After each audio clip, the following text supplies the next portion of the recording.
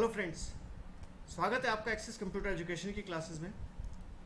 Friends, आज मैं आपको जो फार्मूले कराने जा रहा हूँ that is very very important formula, जो एक्सेल की एक तरीके से हम जान मानते हैं, that is lookup and references. Guys, lookup and references फार्मूलों का जो यूज़ है वो बहुत अपने आप में इतना ज़्यादा आपका एक्सेल में यूज़ होना है कि लगभग मैं आपसे ये बोलूँगा कि आप किसी भी जॉब के लिए जब आप जाते हैं तो डेफिनेटली वहाँ आपसे पूछा जाएगा, do you know lookup and references. ठीक है, अगर आप इस फार्मूले को नहीं जानते हैं तो मेरे साथ बिल्कुल अच्छे से करिए, इस फार्मूले का यूज़ आपको बहुत मिलने वाला है। तो आइए हम शुरू करते हैं सबसे पहले लुकअप एंड रेफरेंसेस के फार्मूलों के साथ।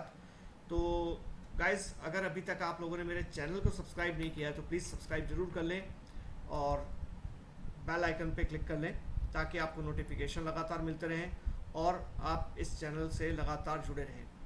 तो शुरू करते हैं लुकअप।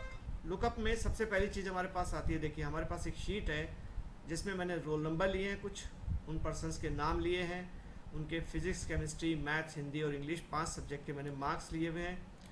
टोटल करने के लिए गाइस, मैंने आपको पहले भी बताया सम, एक बार फिर से बता देता हूँ। सम करने के लिए आपको सिंपली यहाँ पर कर्सर रखना है और पहले सेल पे जैसे आप बैठे हैं यहाँ पर, आपको कुछ नहीं, इक्वल्स टू सम, और कहाँ से कहाँ तक का करना है, मैंने कहा C5 से लेकर, और सम आपका कहाँ तक होगा, C5 कोलन और G5 तक का, दिस इज G5। ओके, सम कर दीजिए और यही सम आपका सभी में आ जाएगा। ठीक है गाइस, ये सबका सम आ गया।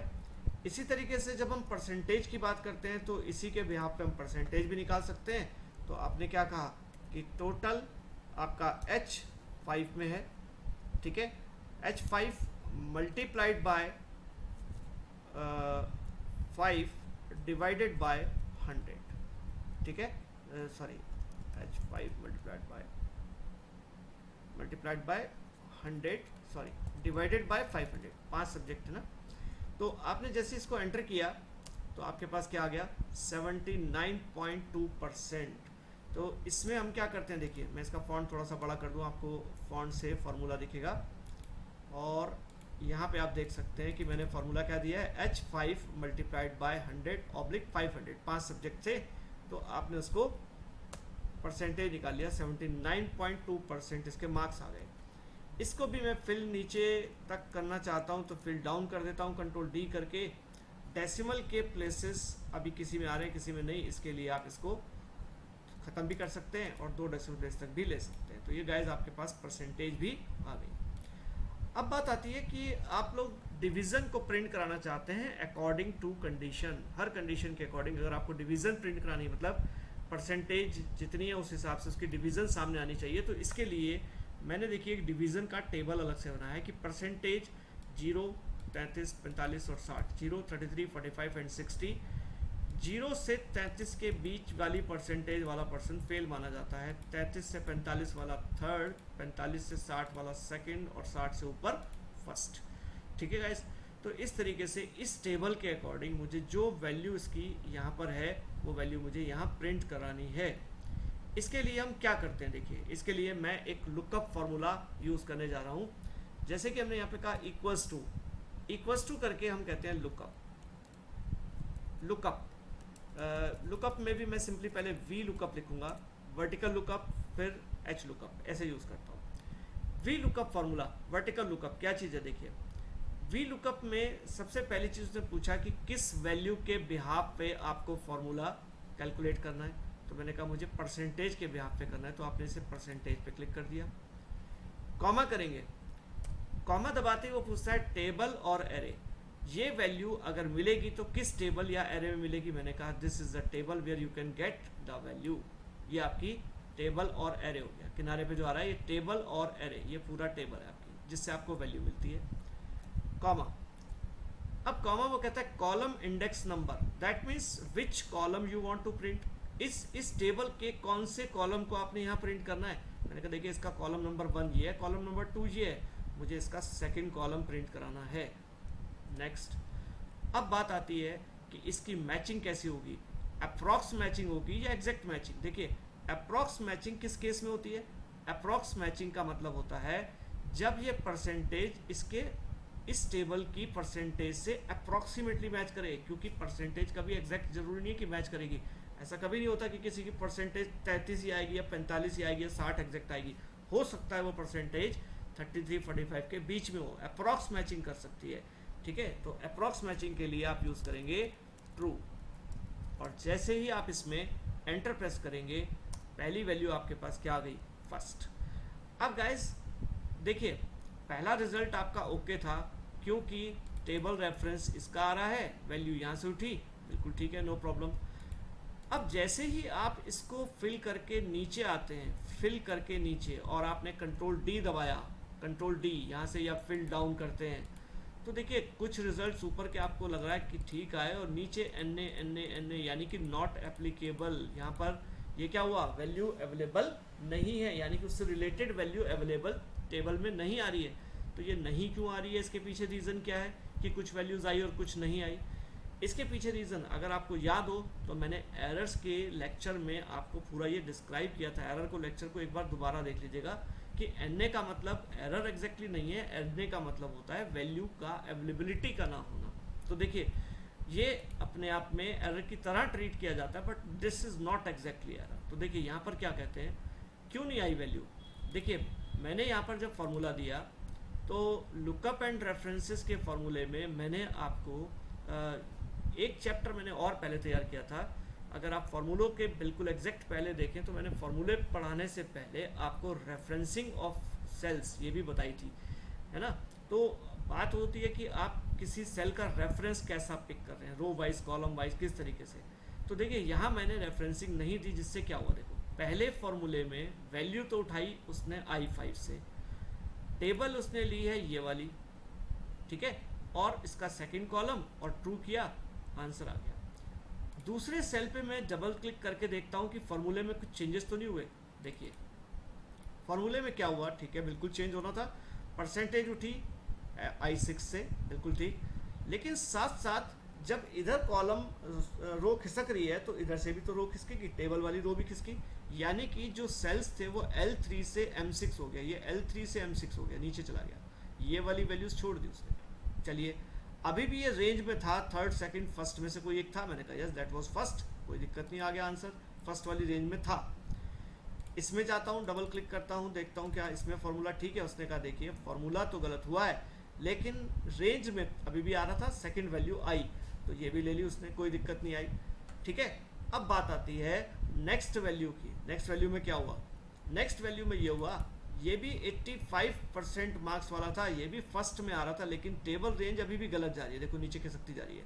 और जब आप लास्ट में जाते हैं तो लास्ट में जाके टेबल बिल्कुल ही बाहर हो गई, इसलिए यहाँ पर ना तो कोई रेंज थी ना वैल्यू, इस वजह से इसके आगे सारे वैल्यूज़ एन होते चले गए और आपका फॉर्मूला सारा गलत हो जाता है।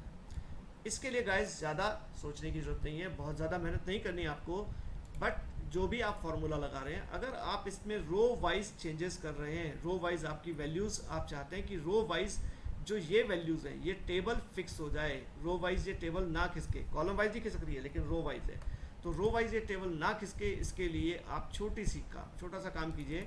जब ये L लिखा हुआ ना, यहाँ पे L और M, L2 के बीच में एक डॉलर का साइन लगा लीजिए, M और 5 के बीच में भी डॉलर का साइन लगा लीजिए और एंटर कर दीजिए।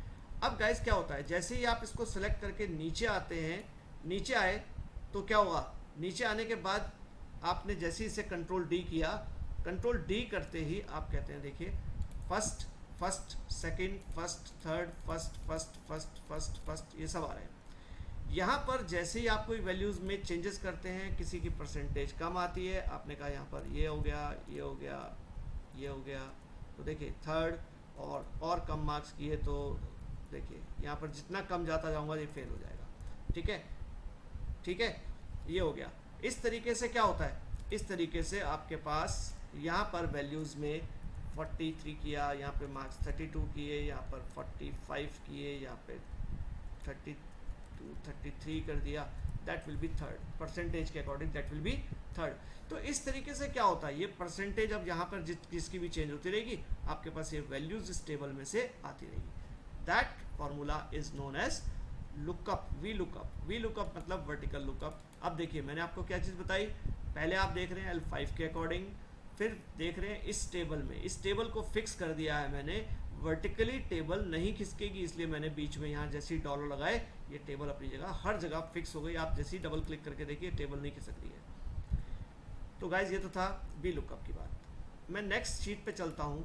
अब हम इसी को थोड़ा सा अपोजिट मैंने कर दिया। देखिए अगर मैं बोलूँ तो इसे मैंने ट्रांसपोज कर दिया एक तरीके से। ट्रांसपोज करके मैंने क्या कहा, देखो रोल नंबर इस साइड ले लिए, उसके नीचे नामों की लिस्ट आ रही है, उसके नीचे physics, chemistry, maths, Hindi, English सबके मार्क्स आ रहे हैं, टोटल आ रहा है। परसेंटेज में क्या करूँगा, मैंने कहा परसेंटेज में मैंने कह दिया equals to B11 multiplied by 100 divided by 500। जैसे ही एंटर करता हूँ यहाँ पर परसेंटेज आ गई। अब आप इसको सेलेक्ट कीजिए, फिल राइट कर दीजिए, यहाँ से फिल राइट या कंट्रोल आर करेंगे, फिल राइट हो जाएगा। ये सारी परसेंटेज आपके पास आ गई। मैं सेल को भी बड़ा कर देता हूँ थोड़ा सा, ये आ गया। तो ये परसेंटेज आपके पास सबकी आ गई। अब इस परसेंटेज के अकॉर्डिंग अगर मैं देखता हूँ, और मैं टेबल को भी मैंने देखिए हॉरिजॉन्टल की जगह, मतलब वर्टिकल की जगह मैंने हॉरिजॉन्टल रख दिया है परसेंटेज टेबल को भी। यहाँ पर आपकी परसेंटेज टेबल भी ऐसी हो गई। अब हम बात करते हैं वी लुकअप की जगह एच लुकअप। एच लुकअप में जैसे ही आप गए तो एच लुकअप में जाके इसने क्या कहा, लुकअप वैल्यू कौन सी है, मैंने कहा लुकअप वैल्यू है B12 is lookup value, comma table और एरे, कौन सी टेबल से देखना है, मैंने कहा इसमें भी टेबल ये रही आपकी। अब इस टेबल की रो या कॉलम क्या चीज, मैंने कहा इसकी रो इंडेक्स क्या है, मैंने कहा रो इंडेक्स मतलब ये पहली रो हो गई, ये दूसरी रो का इंडेक्स प्रिंट कराना है मुझे।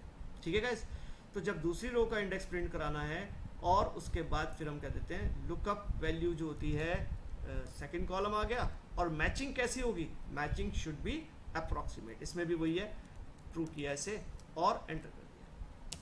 जैसे ही आप करते हैं यहाँ पर फर्स्ट डिवीजन आ गई।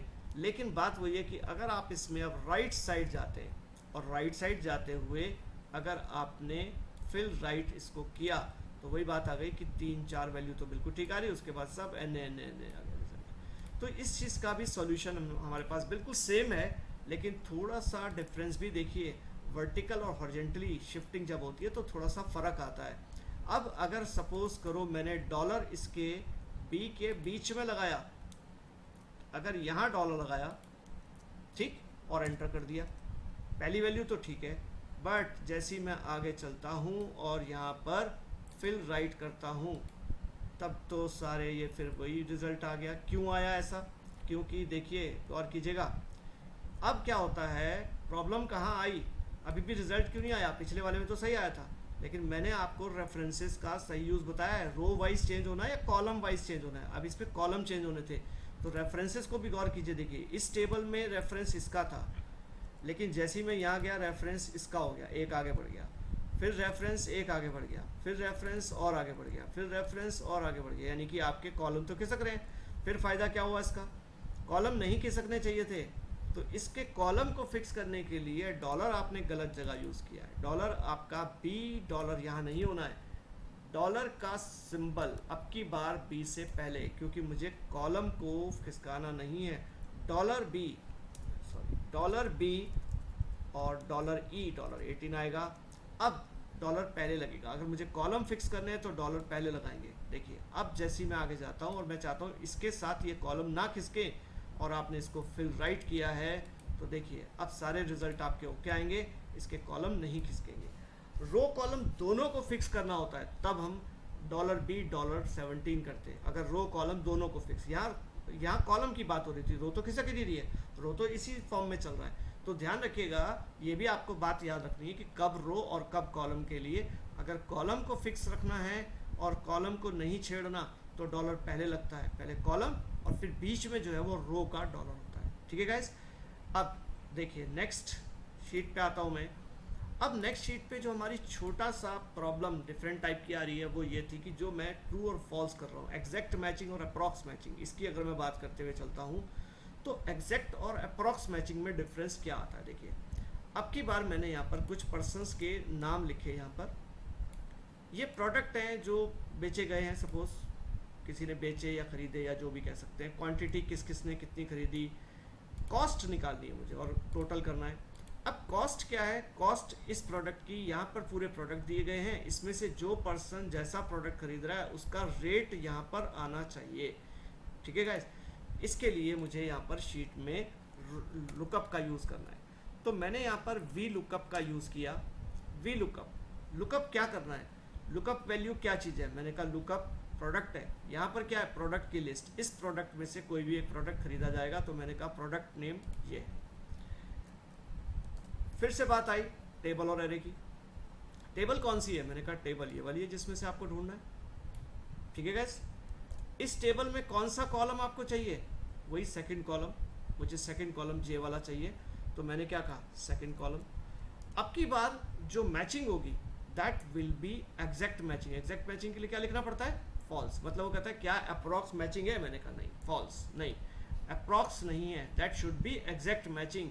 क्योंकि यहाँ नाम अगर मदरबोर्ड है तो यहाँ भी मदरबोर्ड होना चाहिए, यहाँ हार्ड डिस्क है तो यहाँ भी हार्ड डिस्क होना चाहिए, यहाँ डीवीडी है तो दैट शुड बी डीवीडी, तभी वो मैच करेगा। अगर वो नाम मैच नहीं करेगा तो नाम थोड़ा बहुत चेंजेस हो सकते हैं। आपने कह दिया मुझे ड्राइव चाहिए, कौन सी drive, floppy drive, CD drive, DVD, क्या क्या चीज़ चाहिए, तो आप इस तरीके से नहीं बोल सकते। तो वहाँ पर एग्जैक्ट मैचिंग मुझे चाहिए, तो इसके लिए मैंने यहाँ पे क्या कहा, फॉल्स। एंटर किया और एंटर। पहला आंसर डेफिनेटली ठीक आएगा। आगे के आंसर में वही सेम गलती जो बार बार मैं आपको बता रहा हूँ, वो सेम गलती यहाँ पर भी आती है। अगर आप फिल डाउन करेंगे तो गलती वही आएगी कि कुछ रिजल्ट सही और कुछ गलत आने वाले हैं। इस चीज़ के लिए अंडू कर देते हैं। पहले मैंने क्या कहा, यहाँ पर भी आपके इस फॉर्मूले में आई के बाद मैं डॉलर लगाना पसंद करूँगा और जे के बाद भी डॉलर, ताकि आपकी रोज़ जो है वो फिक्स हो जाए, वो खिसके नहीं। तो रो अगर यहाँ पर खिसकाना नहीं चाहते तो डॉलर लगा दीजिए, और साथ ही साथ इन दोनों का मल्टीप्लिकेशन भी कर देते हैं। मल्टीप्लिकेशन यानी कि C5 मल्टीप्लाइड बाय D5, दोनों को जैसे मैंने मल्टीप्लाई किया वैल्यू आ गई आपकी बिल्कुल सही।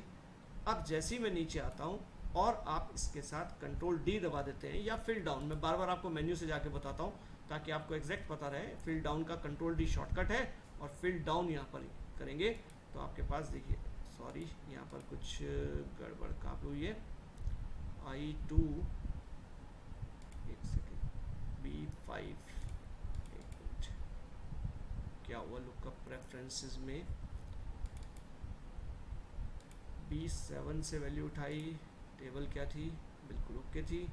प्रोसेसर, प्रोसेसर वहाँ पर हमने लिया ही नहीं है, लिस्ट में अवेलेबल ही नहीं है प्रोसेसर, देखिए तभी वो एन आ गया। ठीक है गाइस, तो ये चीज़ जो अवेलेबल नहीं थी वो यहाँ पर मेरे को कहीं डालनी पड़ेगी, और अगर डालूंगा तो मुझे रेंज भी बदलनी पड़ेगी। तो गाइस यहाँ पर हमने क्या कहा, यहाँ पर मैंने CPU की जगह, CPU वर्ड की जगह प्रोसेसर करना है। जैसे मैं यहाँ पर प्रोसेसर कर देता हूँ तो ये प्रोसेसर के रेट देखिए, जैसे ही यहाँ पर मैंने चेंज किया, यहाँ पर जहाँ जहाँ प्रोसेसर वर्ड था वहाँ पर वो वैल्यूज़ उसने ले ली। एन इसलिए आया क्योंकि वो इस लिस्ट में अवेलेबल नहीं था। तो गाइज इस तरीके से हम क्या यूज़ करते हैं, हम यूज़ करते हैं lookup and references. Lookup and references के फॉर्मूले अभी ख़त्म नहीं हुए हैं, ये सिर्फ मैंने अभी लुकअप का 2 फार्मूलों को बताया है, V lookup and H lookup. Lookup and references के और भी इम्पॉर्टेंट फार्मूले आपके पास अभी आएंगे। तो गाइज देखते रहिए लेक्चर को, आगे बढ़िए, देखते रहिए वीडियोस को, और लाइक और शेयर ज़रूर करते रहें। आपको ये लेक्चर पसंद आ रहे हैं, और जो भी कुछ डाउट्स होते हैं तो मुझे ज़रूर कमेंट करें और मुझे बताएं, पूछें कि क्या चीज़ें हैं जो आपको समझ में नहीं आई है। और अगर कुछ भी डाउट होता है तो मेरे को व्हाट्सअप भी कर सकते हैं और फ़ोन भी कर सकते हैं, कोई प्रॉब्लम नहीं। थैंक यू गाइस, मिलते हैं नेक्स्ट लेक्चर में। Thank you.